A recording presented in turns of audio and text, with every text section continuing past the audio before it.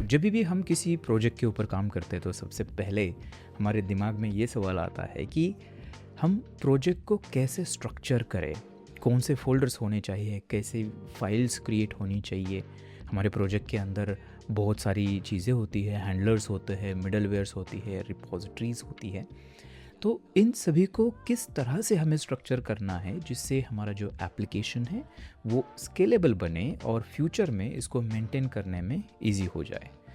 आज की इस वीडियो के अंदर हम वही देखने वाले हैं। हमारा जो फ़ोल्डर स्ट्रक्चर होगा ना, ये बिल्कुल हम ऐसा नहीं कि हम सारे फ़ोल्डर्स और फाइल्स पहले ही बना देंगे। हम इसको इवॉल्व होते हुए देखेंगे हमारे थ्रू आउट द सीरीज़। और मैं आपको भी रिकमेंड करूँगा कि आप भी सारे फ़ोल्डर्स वगैरह एक ही साथ में क्रिएट नहीं करने हैं। आपको जब ज़रूरत पड़ती है तभी यहाँ पर जो फ़ोल्डर है या फिर कोई फ़ाइल है उसको इंट्रोड्यूस करना है। शुरू करते हैं और मैं आपको लेके चलता हूँ हमारे कंप्यूटर स्क्रीन के ऊपर।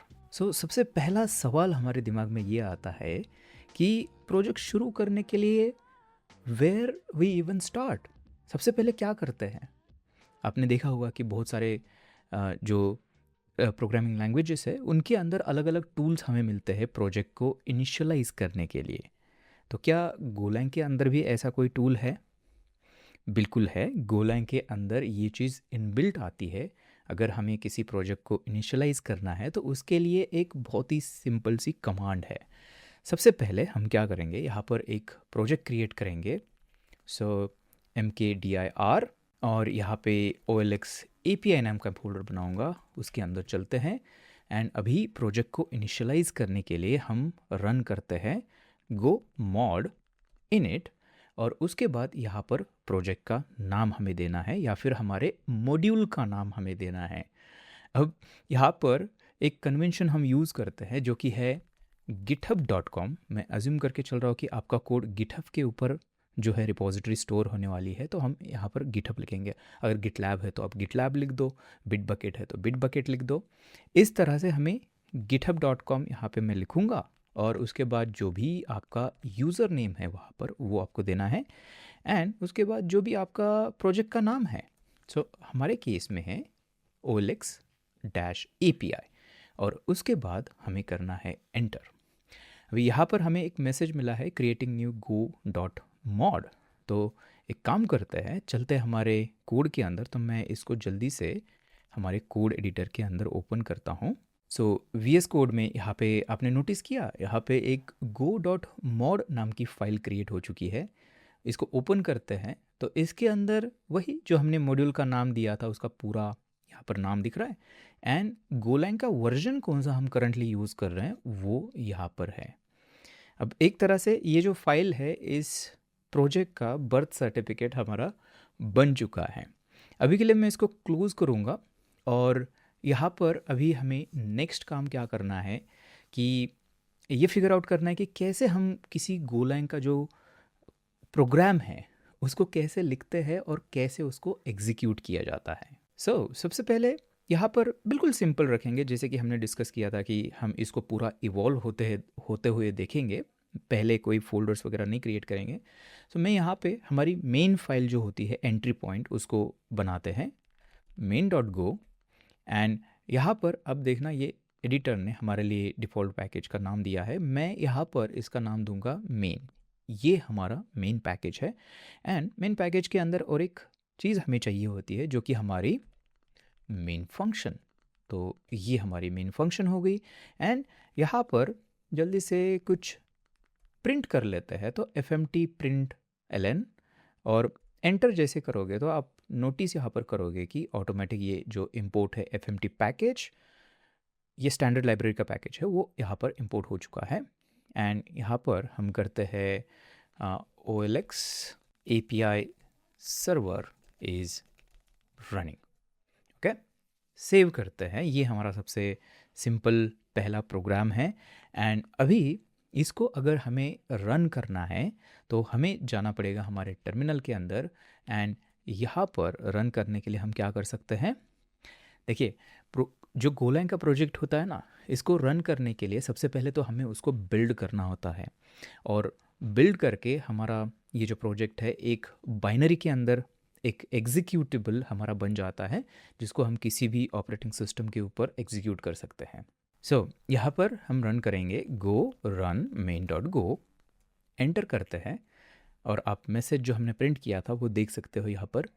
अगर हम वापस आते हैं यहाँ पर, तो यहाँ पर कोई भी बाइनरी तो क्रिएट नहीं हुई है। हमने तो डिस्कस किया था कि पहले हम बिल्ड करते हैं, बाइनरी बिल्ड होती है और फिर उसको हम एग्जीक्यूट करते हैं, लेकिन यहाँ पे कहीं भी नहीं हुआ है ऐसा। लेकिन फिर भी हमारा एप्लीकेशन जो है वो यहाँ पर रन हो चुका है। तो ऐसा क्यों हुआ? ऐसा इसलिए हुआ क्योंकि ये जो गो रन जो कमांड है हमारी, ये एक्चुअली दो काम करती है। सबसे पहले तो एक टेम्पररी लोकेशन के ऊपर ये जो प्रोजेक्ट है उसको बिल्ड करके उसकी बाइनरी क्रिएट करती है, एंड देन ऑपरेटिंग सिस्टम के ऊपर इसको एग्जीक्यूट किया जाता है। इसका मतलब गो रन जो है ये है बिल्ड प्लस एग्जीक्यूट। ओके, ये आपको याद रखना है। अब ये डेवलपमेंट के लिए बहुत बढ़िया है, डेवलपमेंट के अंदर हम ऐसे रन करते हैं, बट प्रोडक्शन के अंदर हम ऐसे गो रन मेन गो नहीं करते हैं। प्रोडक्शन के अंदर हमें प्रॉपर तरीके से जो हमारा प्रोजेक्ट है उसको बिल्ड करना होता है और उस बाइनरी को हम सर्वर के ऊपर एग्जीक्यूट करते हैं। तो अभी प्रोजेक्ट को बिल्ड अगर करना है हमें, उसकी अगर जो मशीन कोड हमारा क्रिएट होता है, एग्जीक्यूटेबल जो क्रिएट होता है, उसको करने के लिए हम यहाँ पर कमांड यूज़ करते हैं गो बिल्ड। उसके बाद यहाँ पे डैश ओ पैरामीटर हमें देना होता है। आउटपुट बेसिकली बोलना है कि आपके एग्जीक्यूटेबल का नाम क्या आपको देना है। सो मैं बोलूँगा कि सबसे पहले तो इसको मैं बिन फोल्डर के अंदर रखना चाहता हूँ, जो कि एक बेस्ट प्रैक्टिस है, एंड उसका कुछ भी नाम आप दे सकते हो। मैं बोलूँगा कि इसका नाम मेन दे दो, एंड मैं चाहता हूँ कि मेन डॉट गो है उसको हमें बिल्ड करना है, तो इस तरह से मैंने कर दिया। एंटर करते हैं और अभी अगर चलते हैं प्रोजेक्ट के अंदर, यहाँ पर आप देख सकते हो बिन नाम का फोल्डर क्रिएट हो चुका है, एंड इसके अंदर ये हमारी जो बाइनरी है वो आपको दिखेगी। बाइनरी है ये, देखिए मैं यहाँ पे एक टूल यूज़ कर रहा हूँ ट्री नाम का। इसको अगर मैं रन करता हूँ तो देखिए ये पूरा हमारे फाइल्स का ट्री यहाँ पर दिखेगा।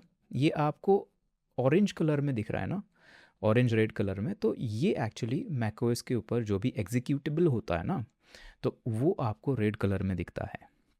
सो मैं आपको ना अभी बिल्ड कर दिया हमने, अब रन कैसे करना है। तो लिनक्स या फिर किसी भी यूनिक्स टाइप के सिस्टम के ऊपर अगर इसको रन करना है तो हम एग्जीक्यूटेबल कुछ ऐसे रन करते हैं। सबसे पहले तो बिन मेन डायरेक्टली इस तरह से अगर करेंगे, ये मशीन कोड है, तो डायरेक्टली यहाँ पर इस तरह से एग्जीक्यूट हो जाएगा। देखिए ये मैसेज आपको यहाँ पर अभी दिखेगा। सो आपने अभी देखा कि हमने सबसे पहले तो इसको बिल्ड करने के लिए गो बिल्ड और इतनी लंबी कमांड जो है वो रन की, फिर इसको रन करने के लिए हमने इस तरह से पूरा ये रन करना पड़ा। तो क्या हम इसको शॉर्ट बना सकते हैं? हर बार मुझे इतना टाइप नहीं करना है, क्या इसका कोई शॉर्टकट है? यस, बिल्कुल शॉर्टकट है, और उसके लिए हम यूज़ करते हैं मेक फाइल का। मेक फाइल बेसिकली एक टास्क रनर है। मेक नाम का एक टूल आता है, अगर मैक ओएस या फिर लिनक्स है तो ये इनबिल्ट आएगा, अगर नहीं है तो एक कमांड के अंदर इंस्टॉल हो जाएगा। विंडो के लिए भी आता है, तो आप थोड़ा सा सर्च कर लेना और इंस्टॉल कर देना।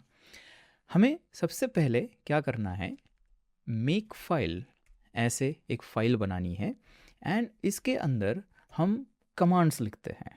मतलब लेट से कि हमें बिल्ड करना है, तो बिल्ड नाम की ऐसे कमांड मैंने लिख दी, और नेक्स्ट लाइन पे एक टैब देके, यहाँ पर टैब ज़रूरी है, यहाँ पर मैं क्या करना है वो यहाँ पर लिखना है। तो हमें क्या करना है, गो बिल्ड डैश ओ और उसके बाद बिन, एंड यहाँ पे मेन हमने नाम दिया था, और उसके बाद मेन डॉट गो। बस सेम कमांड जो मैनुअली हमने एग्जीक्यूट की थी उसको ही हमने यहाँ पर लिख दिया। अगर मुझे रन करना है तो रन कमांड हम ऐसे लिखेंगे, गो नहीं, यहाँ पे डायरेक्टली हम ऐसे करेंगे बिन और इसके अंदर है मेन। इस तरह से हम एग्जीक्यूट करते हैं। That's it. यहाँ पर मैं एक काम करता हूँ, अभी ये जो बिन है इसको डिलीट कर देते हैं, और अभी यहाँ पर आके आपको इस मेक फाइल को यूज़ करने के लिए आपको सिंपली करना है मेक, एंड उसके बाद कमांड का नाम आपको देना है, रन या बिल्ड जो हमने रखा हुआ है ना। यहाँ पर देखिए ये जो है बिल्ड या फिर रन, दोनों में से एक देना है।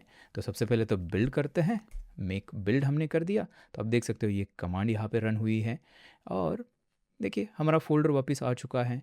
अभी अगर इसको रन करना है तो सिंपली आपने गेस किया ही होगा, मेक रन एंटर करते हैं और देखिए हमारा जो एप्लीकेशन है वो अभी रन हो रहा है।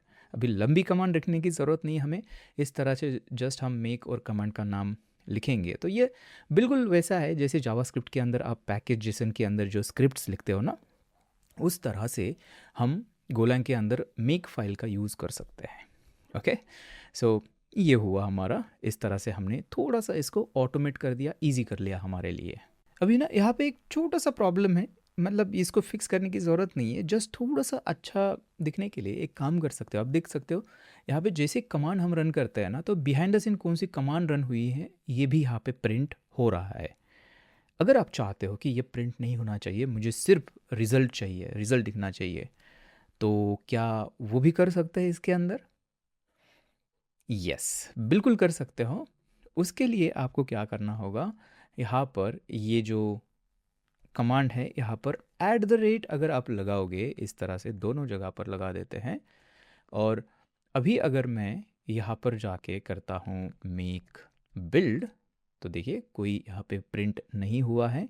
एंड मेक रन अगर करते हैं तो डायरेक्टली आउटपुट हमें यहाँ पर दिख रहा है, कौन सी कमांड रन हुई है वो यहाँ पर नहीं दिख रही है। तो ये थोड़ा सा क्लीन यहाँ पर हमारा अभी आउटपुट हो चुका है। अब एक बहुत ही स्ट्रेंज जैसी चीज़ इसके अंदर होती है, एक तरह का गोचा आप बोल सकते हो। मैं आपको सबसे पहले ना करके दिखाता हूँ।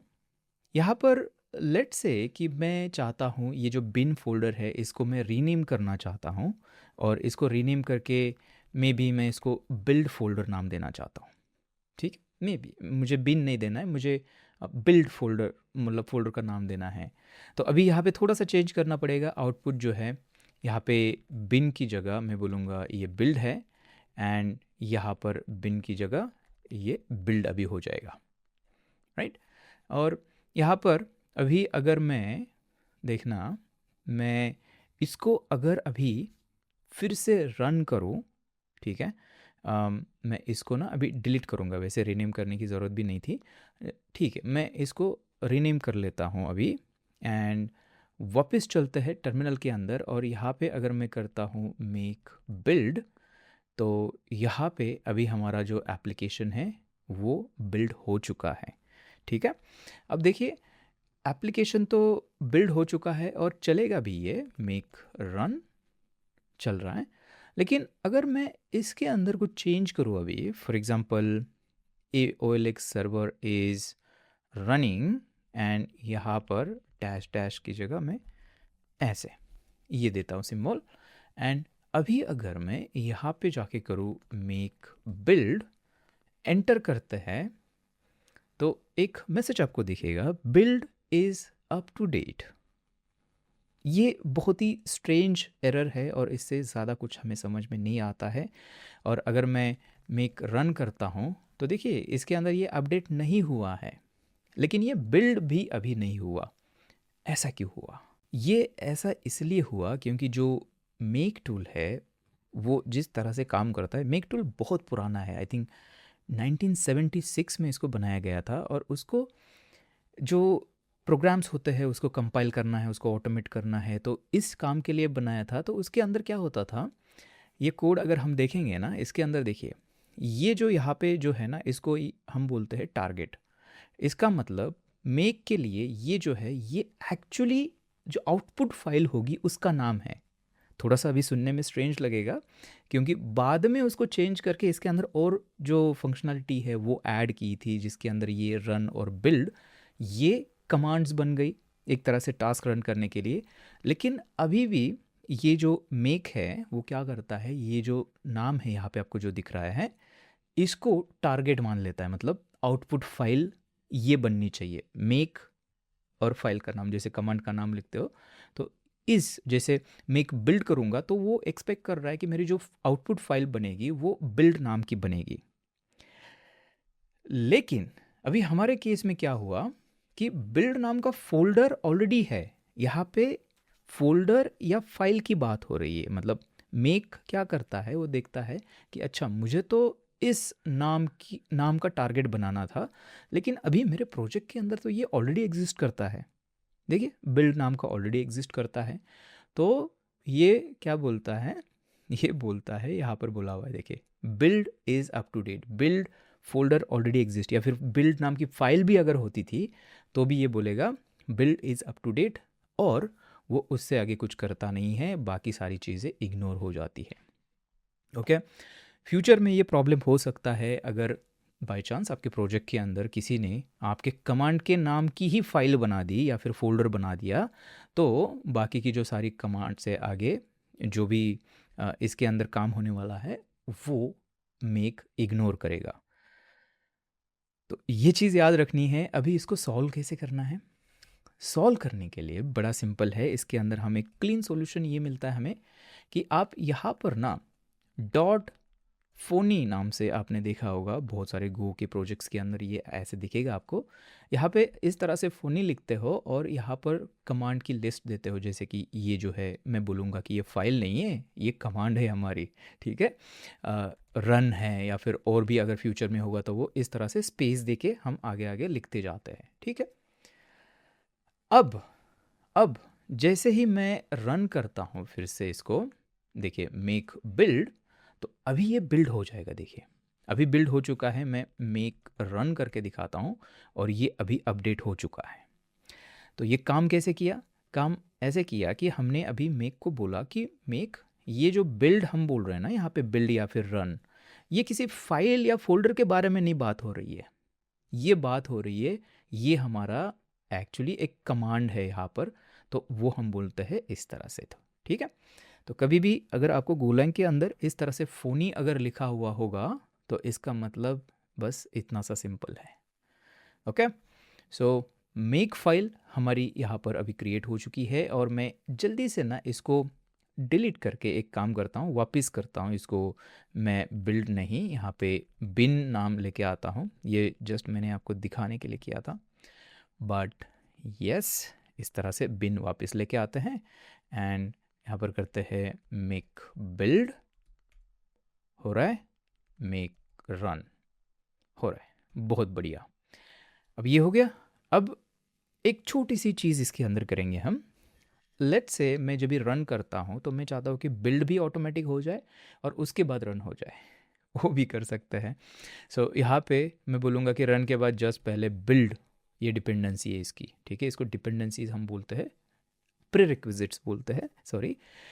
तो मैं बोलूँगा कि बिल्ड मतलब ये बिल्ड फाइल जो है, फाइल नहीं सॉरी, ये बिल्ड कमांड जो है ये पहले रन करनी है एंड देन उसके बाद ये नेक्स्ट वाली लाइन। तो फिर से करके देखते हैं।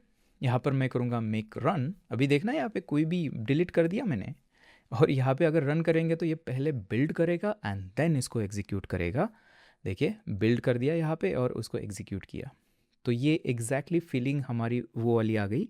गो रन से जो हो रहा था ना वो हो गया, बट अभी ये यहाँ पे हमारी जो बाइनरी है वो हमारे प्रोजेक्ट के अंदर जनरेट हो रही है, जिसको हम बाद में सर्वर के ऊपर लेके जाके डिप्लॉय करेंगे। ऑलराइट, अभी ना इसके अंदर एक लास्ट चीज़ मैं आपको बताऊंगा, उसके बाद रैप करेंगे इसको। ये यहाँ पे आप देख सकते हो मेन डॉट गो जो है हमारी एंट्री पॉइंट है, तो उसको हमने इस तरह से रूट के अंदर रखा हुआ है। तो क्या ये बेस्ट प्रैक्टिस है गो के अंदर? तो इसका आंसर है डिपेंड करता है। कैसे, मैं आपको बताता हूँ। देखिए हमारा जो प्रोजेक्ट है, लेट्स से कि यही हमारा प्रोजेक्ट है और इस प्रोजेक्ट के अंदर हम एपीआईज बना रहे हैं। तो लेट्स से ये हमारी एपीआईज बनेगी और ये एक तरह से एंट्री पॉइंट हो जाएगा। एपीआई के ऊपर रिक्वेस्ट आएगी ना, तो इसको हम एंट्री पॉइंट बोलते हैं। इसका एक एग्जीक्यूटेबल बनेगा जब भी हम इसको बिल्ड करेंगे। एक बाइनरी बनेगी ना एपीआई की, उसको रन करेंगे तो उसके ऊपर जो रिक्वेस्ट है वो हैंडल हो जाएगी। अब लेट्स से कि फ्यूचर में इसी प्रोजेक्ट के अंदर हमें वेब सॉकेट्स ऐड करने हैं। तो वेब सॉकेट को अगर ऐड करना है तो उसकी अपनी खुद की जो है अलग से एंट्री होनी चाहिए ना, क्योंकि वो अलग तरह से काम करेगा, उसकी अलग बाइनरी होगी उसको जब भी हम बिल्ड करेंगे। उसके बाद अगर फ्यूचर में अगर कोई क्यू सिस्टम हम यूज़ करते हैं तो उसको प्रोसेस करने के लिए हमें वर्कर चाहिए होगा। तो वर्कर की जो है उसकी एक अलग एंट्री पॉइंट होना चाहिए, और उसका उसको रन करना है तो उसकी एक अलग बाइनरी होनी चाहिए, राइट। उसके बाद में भी हम फ्यूचर में सी एल आई, आजकल तो हमारे एप्लीकेशन के अंदर सी एल आईज हम बनाते हैं, तो सी एल आई बनानी है तो उसके लिए भी हमें एक अलग एग्जीक्यूटेबल चाहिए होगा, बाइनरी चाहिए होगी, उसका एंट्री पॉइंट अलग हो सकता है। तो इसको बिल्ड करने के बाद ये बाइनरी हमारे पास बनेगी। तो अभी आप देख सकते हो, अगर हम इस मेन को यहाँ पर रूट में अगर रखेंगे तो ये मेन पैकेज जिस तरह से काम करता है, main package with function, main function, ये क्या करता है, ये आपके लिए एक बाइनरी एग्जीक्यूटेबल जब भी हम बिल्ड करते हैं तो ये आपके लिए बनाता है। लेकिन यहाँ पर आप देख सकते हो कि यहाँ पर एक लेवल पे आपकी एक ही मेन फंक्शन हो सकती है। तो अगर हमें इस तरह से मल्टीपल एंट्री पॉइंट्स अगर हमें बनाने हैं हमारे एप्लीकेशन के अंदर, तो उसके लिए एक तरीका है। तो यहाँ पर हम क्या करते हैं, CMD नाम का एक फ़ोल्डर आपने देखा होगा, बहुत सारे मतलब ऑलमोस्ट सारे गोलैंग प्रोजेक्ट्स के अंदर हम क्या करते हैं, CMD नाम का फ़ोल्डर बनाते हैं। ऐसे एक कन्वेंशन है, ठीक है, आप कुछ भी नाम इसको दे सकते हो।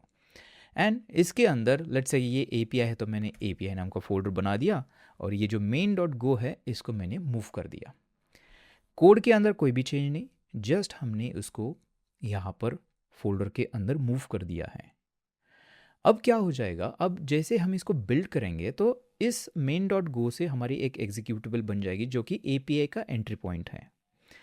अगर फ्यूचर में हमें यहाँ पर वेब सॉकेट सर्वर बनाना है तो मैं यहाँ पे और एक फ़ोल्डर बनाऊँगा, वेस अगर इसको नाम देते हैं WS, और इसके अंदर हम इसकी खुद की main.go जो फाइल है वो हो सकती है, एंड खुद का यहाँ पे जो है मेन पैकेज हो सकता है इस तरह से।